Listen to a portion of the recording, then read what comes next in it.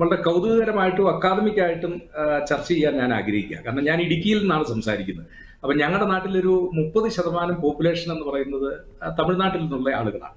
അതിൽ കൗതുകകരമായ ഒരു കാര്യം ലക്ഷ്മി നമ്മൾ മനസ്സിലാക്കേണ്ടത്, ഇവിടെ ജനിച്ചു വളർന്ന തമിഴ് ആളുകൾ പോലും അവർ ഒരിക്കലും മലയാളം പഠിക്കാനോ മലയാളം സംസാരിക്കാനോ തയ്യാറാകുന്നില്ല. അവരുടെ ഗ്രാമങ്ങളിൽ ഇപ്പൊ മൂന്നാറിൽ നിങ്ങൾ വരികയാണെങ്കിൽ മൂന്നാറിൽ കാണുന്ന ജനങ്ങളിൽ 90% തമിഴിലാണ്.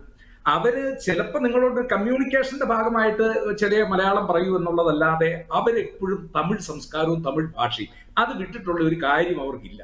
അപ്പോ ഇവിടെയാണെങ്കിൽ പോലും അവർ ഇപ്പൊ ഉടുമ്പൻചോലയിലെ തമിഴ് സ്കൂളിൽ, അല്ലെ ശാന്തമ്പാറയിലെ തമിഴ് സ്കൂളിൽ, അല്ലെ പീരിമേട്ടിലെ തമിഴ് സ്കൂളിൽ മാത്രമേ അവരുടെ വിദ്യാർത്ഥികളെ വിടത്തുള്ളൂ. അവര് ആ തമിഴിന്റെ ഐഡന്റിറ്റി അവരതങ്ങനെ കൃത്യമായിട്ട് കാത്ത് സൂക്ഷിക്കുക എന്നുള്ളത് അത് അവരുടെ സംസ്കാരത്തിന്റെ ഭാഗം. വളരെ സമ്പന്നം. എനിക്ക് തമിഴ് സംസാരിക്കാൻ നല്ലപോലെ തമിഴ്, കാരണം ഇവരൊരിക്കലും മലയാളത്തിൽ നമ്മളോട് സംസാരിക്കത്തില്ല. ഇവര് നേരെ വന്ന് നമ്മളോട് സംസാരിക്കും. ഞാൻ അഭിഭാഷകൻ കൂടി ആയതുകൊണ്ട് നമ്മുടെ ഓഫീസിൽ വന്ന് ഇവരൊരു കാര്യം നമ്മളോട് പറയണമെങ്കിൽ തമിഴിലേ പറയുള്ളൂ. അപ്പൊ നമ്മൾ തമിഴ് പഠിച്ചേ മതിയാവും എന്നുള്ളതാണ്. അപ്പൊ ഞാൻ പറഞ്ഞു വന്നത് അവരവരുടെ ഐഡന്റിറ്റി വളരെ കൃത്യമായി.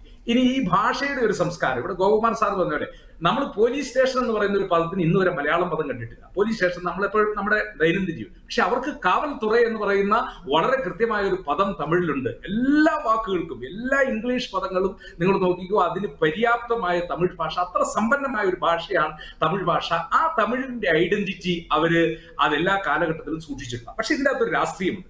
ആ രാഷ്ട്രീയം ഇവിടെ ഗോപകുമാർ സാർ പറഞ്ഞ പോലെ 30-ൽ ശ്രീ രാജഗോപാലാചാരി അവിടുത്തെ ഹയർ സെക്കൻഡറി സ്കൂളിലാണ് തമിഴ്. ഒരുപക്ഷെ ചെറിയ ക്ലാസ്സിലായിരുന്നു അന്ന് തമിഴ് അക്ഷരം മാത്രം, ഹിന്ദി പഠിപ്പിക്കുന്നതെങ്കിൽ അതൊരു പ്രക്ഷോഭത്തിലേക്ക് പോകില്ല. ഇത് ഹയർ സെക്കൻഡറി സ്കൂളിൽ ഇത് നടപ്പിലാക്കുകയും പരീക്ഷ പാസ്സാകണമെങ്കിൽ ഈ ഹയർ സെക്കൻഡറി പാസ്സാകണമെങ്കിൽ തമിഴ് ഭാഷ പഠിക്കണം, പാസ്സാകണം എന്നൊരു നിബന്ധന വന്നതോടുകൂടി ഇവര് പെട്ടെന്ന്, കാരണം ഹയർ സെക്കൻഡറി പഠിക്കുന്ന ഒരാള് ഒറ്റ വർഷം കൊണ്ട് ഹിന്ദി പഠിച്ച് അതിൽ പാസ്സാകാൻ അവന് പ്രാവീണ്യം ഉണ്ടാവില്ല. അപ്പൊ അതൊരു പ്രക്ഷോഭത്തിന്റെ ഭാഗമായിട്ട് വന്നു. പക്ഷേ ആ പ്രക്ഷോഭത്തെ ഇവിടെ സൂചിപ്പിച്ച പോലെ 37 ആയപ്പോഴേക്കും ഒരു വലിയ ഹിന്ദി വിരുദ്ധ സമരം.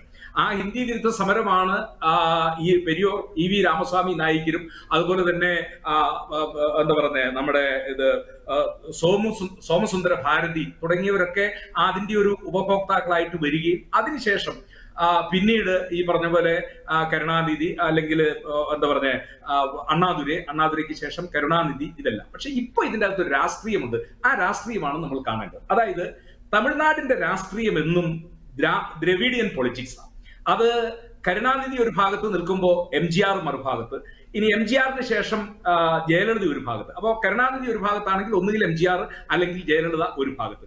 ഇവിടെ നമ്മൾ മനസ്സിലാക്കേണ്ടത് ജയലളിതയുടെ മരണത്തോടു കൂടി ഈ അണ്ണാഡിഎംകെ പൊളിറ്റിക്സ്, അത് EPS ആണെങ്കിലും OPS ആണ്, എടപ്പാടി പളനിസ്വാമി ആണെങ്കിലും അല്ലെങ്കിൽ O പനീർശെൽവം ആണെങ്കിലും ഇനി അണ്ണാഡിഎംകെ നയിക്കാനുള്ള ശേഷി അവർക്കില്ല. അത് രണ്ടായി പിളർന്നു പോയിരിക്കുന്നു. അപ്പോ ആ പിളർപ്പിന്റെ ഇടയിൽ പുതിയൊരു രാഷ്ട്രീയ പാർട്ടി, ഇപ്പൊ അണ്ണാമലെ ചാട്ടവാറ് കൊണ്ടൊക്കെ അടിച്ചിട്ട് കഴിഞ്ഞ ദിവസമൊക്കെ കയറി വന്നിട്ട് അണ്ണാമലയ്ക്ക് വലിയ ചലനങ്ങൾ സൃഷ്ടിക്കാൻ കഴിയുന്നില്ലെങ്കിലും അണ്ണാമലെ ഉയർത്തിക്കൊണ്ടുവരുന്ന ഒരു പൊളിറ്റിക്സ് തമിഴ്നാട്ടിൽ ഒരു മൂവ്മെന്റ് കിട്ടുന്നുണ്ട്. കാരണം ഞങ്ങൾ ഇത് ഇടുക്കിയിൽ ഇരിക്കുന്നവർക്ക്, തമിഴ്നാട്ടിലെ എല്ലാ രാഷ്ട്രീയ പാർട്ടിയുടെയും ശാഖ ഇടുക്കിയിലുണ്ട്.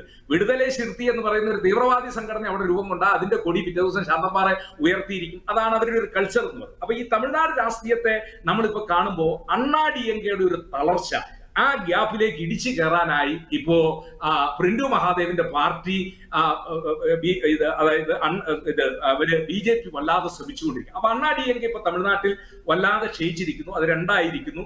ആ സ്പേസ് നിൽക്കുകയാണ്. ആ സ്പേസിലേക്ക് കയറി വരാനുള്ള ഒരു ശ്രമം, അത് വളരെ ബുദ്ധിമാനാണ് സ്റ്റാലിൻ അറിയാം.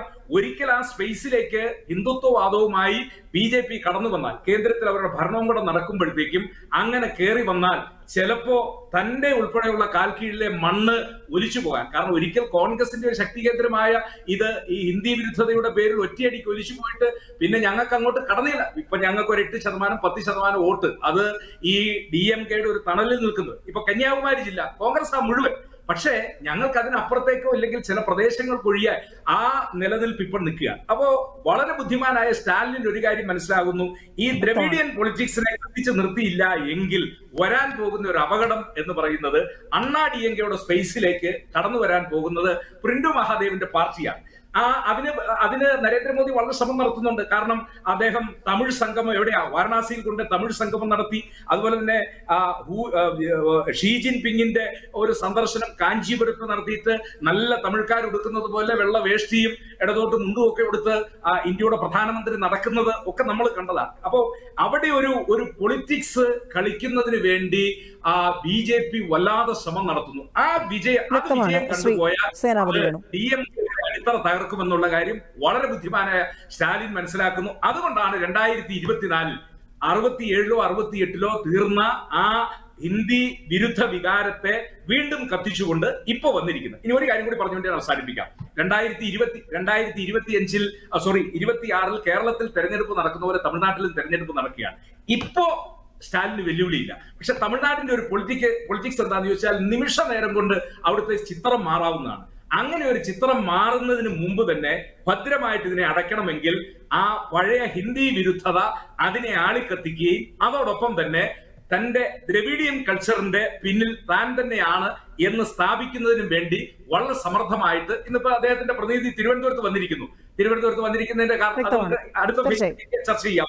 അപ്പൊ ഞാൻ പറഞ്ഞത് ഇതിന്റെ അകത്തെ രാഷ്ട്രീയം ഇതാണ് എന്ന് തമിഴ്നാടിനെ വളരെ അടുത്തറിയാവുന്ന, തമിഴ്നാട് പൊളിറ്റിക്സ് എപ്പോഴും കണ്ടുകൊണ്ടിരിക്കുന്ന ഒരാളെന്ന നിലയിൽ ഞാൻ സൂചിപ്പിക്കാൻ ആഗ്രഹിക്കുന്നു. തീർച്ചയായും.